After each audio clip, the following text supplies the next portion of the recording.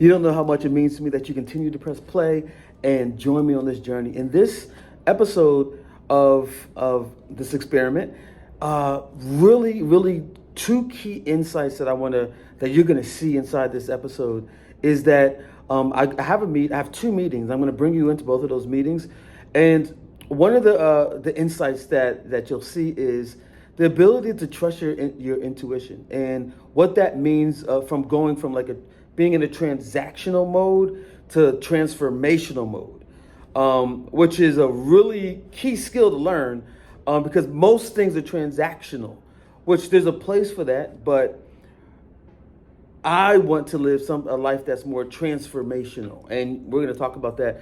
And then the second piece of insight that you're going to see inside this video is when you get hit with disappointment. Like you'll see when you get hit with disappointment, how do you regulate those emotions? How do you let those emotions pass through? And then how do you just keep it moving? Because one key thing is understanding the moment that you're in.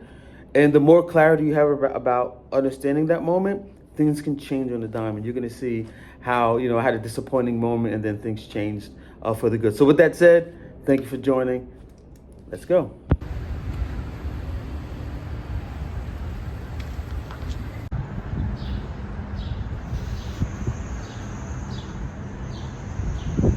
Hey, what's up?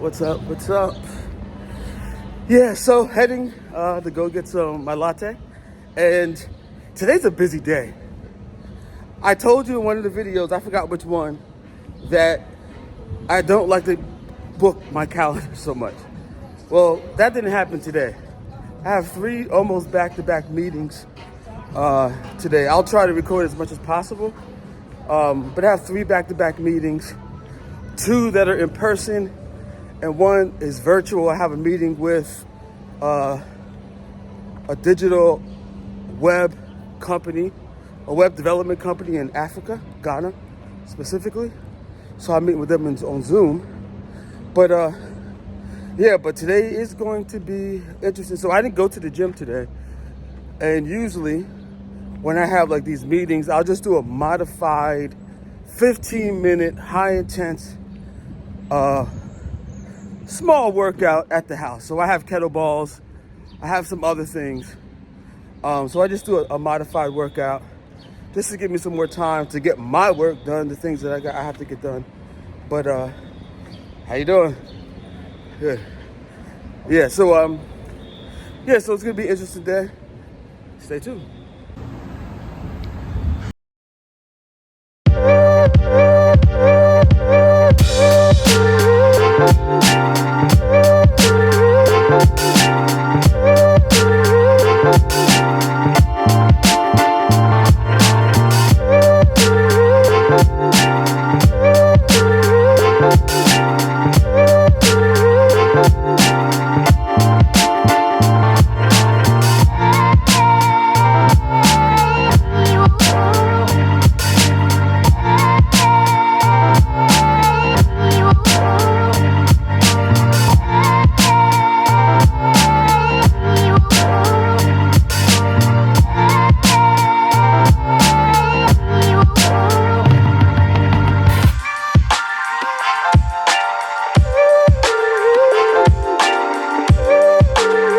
So that's what this 5 minutes is about, and then once the timer goes off, I'll go into a deep work session. I'll share what that looks like in terms of what my timer looks like and how I'm getting on it. But for right now, you'll see really quick that giving yourself 5 minutes, even me talking right now, is a part of that 5 minutes that I can just burn until I get into my focused work. Okay, I'm going to take a little bit deeper into my focus work. Like I said, I have multiple meetings, so I have about an hour that I can knock something out really quick. I do 4 25-minute sessions before, to get me focused and locked in. And this is the timer that I use.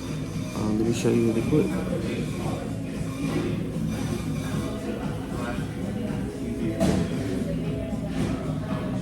Yeah, so that's the timer that I use. So as soon as I'm ready to go, I pretty much have listed out my handy notebook and other places what I need to get done in that time. But I have a short amount of time. I'm going to stop talking and get to it. But I just want to just take you inside really quick so you can see. Yeah, how did you develop that? So I think at the turn of the year, I was intentional about, and I think we had that conversation where I had those swords, focus and foresight. Yeah. With regards to trust in my foresight, before I acknowledged that it was foresight, for me, it was how did I develop trust in like intuition. Yes. Yeah. Being able to be present and be like, I'm going to have the right answer regardless of what the question is. The question is, yeah. Is a skill that like when you hone in on that, then you just take present and you apply that to the future, and then it's almost like the present fits in naturally. It's a part of that. I mean, I'm still. I'll be honest with you, I'm still figuring that out. Oh, we're also figuring it out. We're also figuring it out. But it's interesting to hear other people's process and how fast they get to trusting that part of themselves. I don't think you can do any. I think there is nothing else going on but working on how to hone in on your foresightfulness. Yeah. If you're the type of person that is interested in like the creation of worlds. If that's what you're into, there's no way to get there except for what's coming. What's coming down the pipeline. Yeah. I think you explain it best with the cards. Like I've been playing Uno with my daughter. Right. And I'm starting, and we're just playing. And I don't take it easy. We're competitive. We're competitive. But I'm seeing, like, I noticed, like, the car started slowing down. And one time, there was a lesson I wanted to teach my daughter. Because she was talking about quitting. Yeah. And me and my wife were like, we didn't know what she was talking about. But we're like, where is this coming from? Because we know we don't stay in the house. And she was like, well, she either got it from school or she got it from some classes. So during the day, I was like, how am I going to talk to her? My first initial thought was to say, no, we don't quit. You know, that's how. But we were playing cards. We were playing Uno, and I let her deal. She had the deck. So I let her deal, and she put out a draw two. And she goes, Daddy, draw two. And then you go, I'm gonna quit. Exactly. That's exactly what I said. I said, I quit. She's like, no, Daddy, you don't quit. You don't quit, Daddy. I was like, well, no, I'm not drawing no draws. She's like, yes, like, don't quit. Mommy said you don't quit. Right. And all of a sudden, the table turned. Absolutely. And she started teaching me and walked me off the edge of quitting. And then the light bulb moment clicked on. That's right. My wife comes downstairs, reinforces the message. Right. Without us even having to say, don't quit. Don't quit. That's right, because she said it herself. She said it herself. She taught it herself. But to your point, that was trusting that part of me that the right answer, the right way was going to come eventually. Just.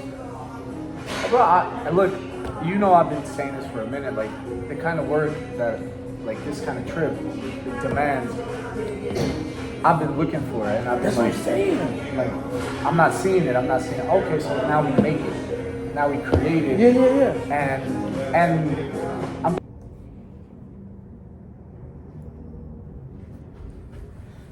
Whew. Okay. Whew. Well, I just finished my meeting with Mitch. Really good meeting with him. Like I said, I try to only put meetings that are life-giving on my schedule, and that's what it was. Just a little bit about Mitch is at the top of. I met him at the top of the year, and I was in a time where I like to say I live and work in the cloud. So even though I live here locally, I didn't move locally like that because most of my work. Most of what I did was online or in the cloud. So I would say I live and I work in the cloud. So I wouldn't really deal much in my local community or local environment as much. I'm still here. I'm still grounded here. But Mitch came into my life at the top of the year and kind of opened my eyes up and opened me up, again, to allow things in this local community to come in and out of my life, where before I just blocked everything out and really didn't deal much here, just for my own personal reasons. But yeah, so we had a really good meeting. We touched a lot of areas of like, how do we go from being transactional to transformational in business, and when people aren't ready to take on the transformational approach to their practice or their process when it comes to business, like how do we take our value and take it somewhere else, that will appreciate that to experience a transformation whenever they're working. And we went deeper into other things, but it was definitely a great meeting. So I'm about to prepare for my next meeting, which is what time is it? That should be coming up. Oh, I have a little bit of time.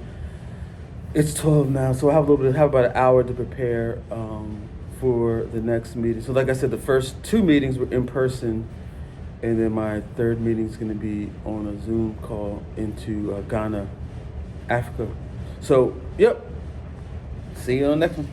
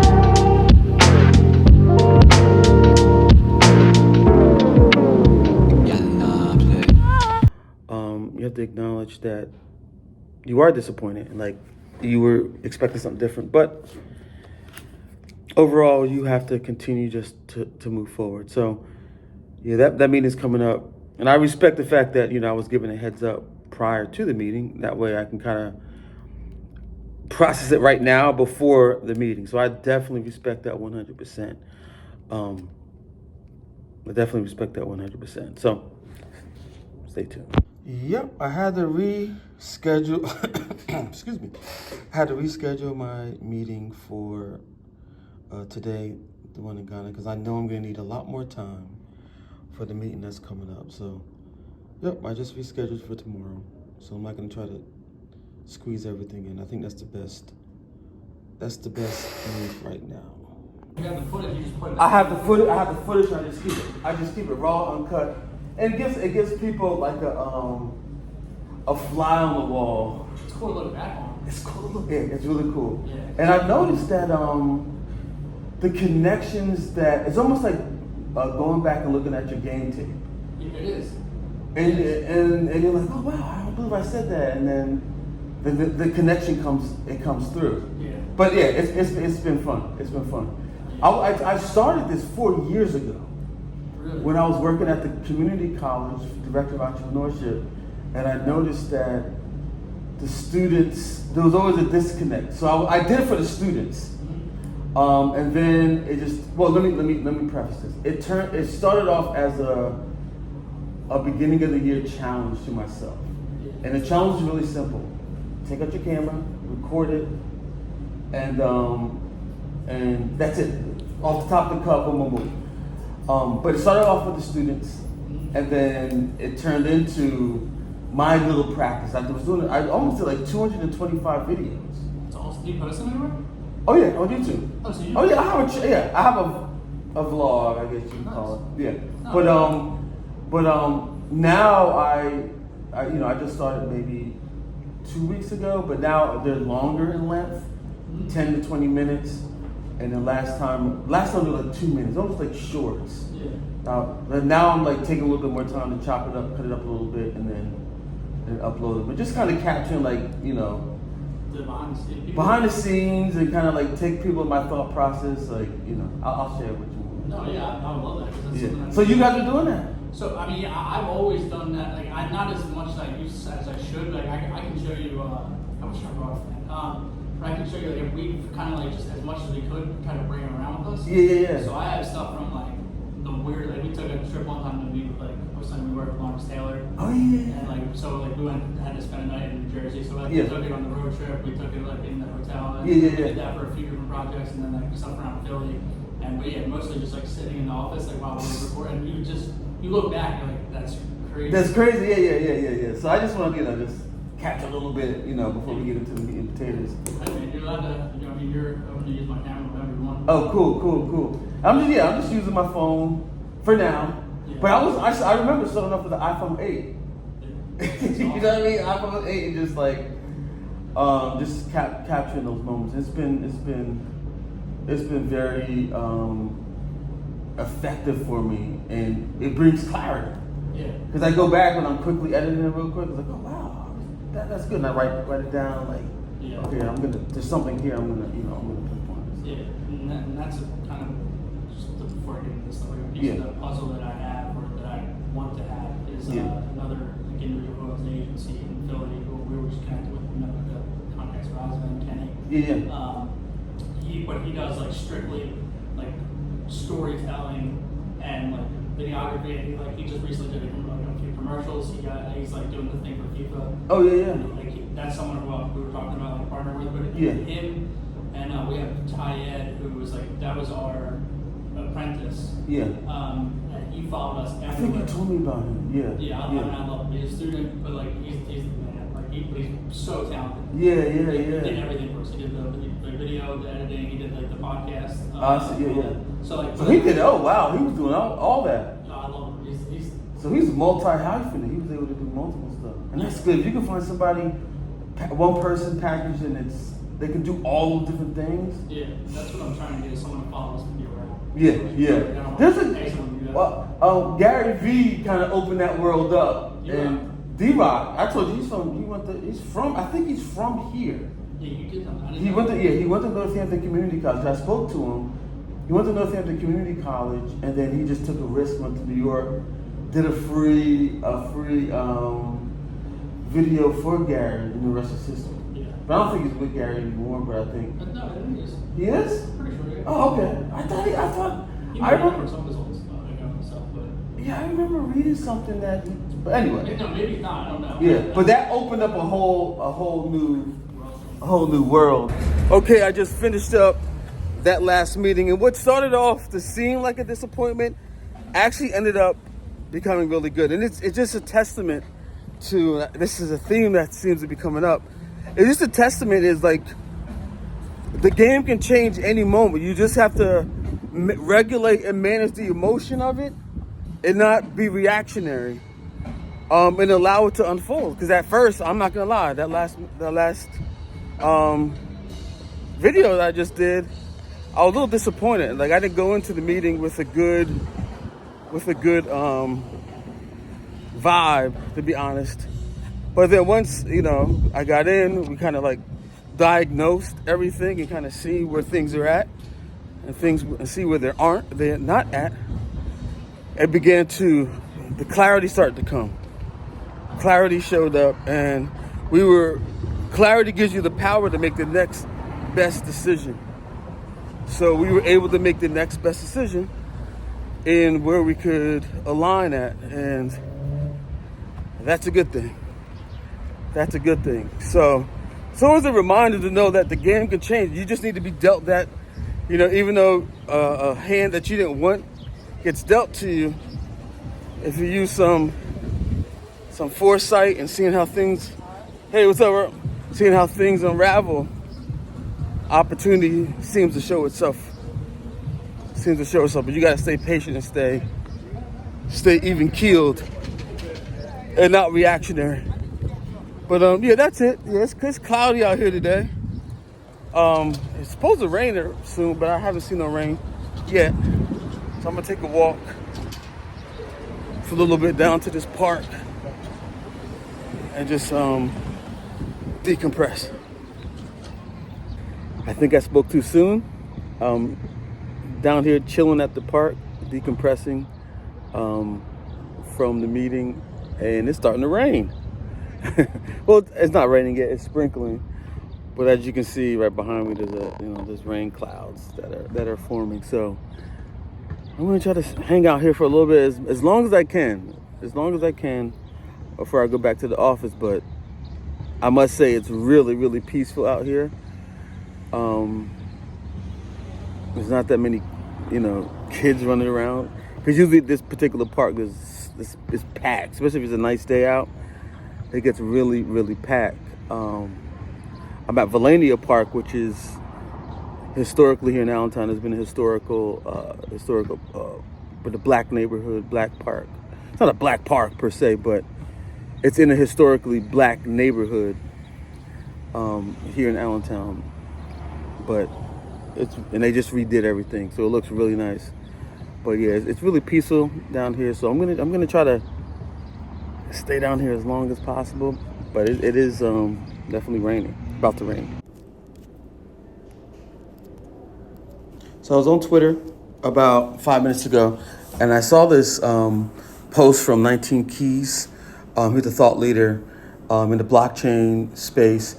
And he said something echoing what I said yesterday about high quality content and accessing, publications that are really thoughtful, original thinking and original writing. And I would consider 19 Keys an original in his thinking and how he processes the world. And I open up Twitter, here we go again, and he says going to have to start putting content behind a paywall. So I'm just, I like to point these things out to let you see where the wind is blowing, and how the world is moving and how things are changing. So not that this is a new or innovative idea of putting content behind a paywall, but the idea is the quality of the content is going to be determined by your ability to pay for it. There's a proverb, a wise saying that says, buy the truth and sell it not. Buy the truth and don't sell it. So that principle, that idea has been I've been marinating on that idea for a while, last couple of weeks. And I'm just starting to see the little signs and seeds that are directing me in that direction.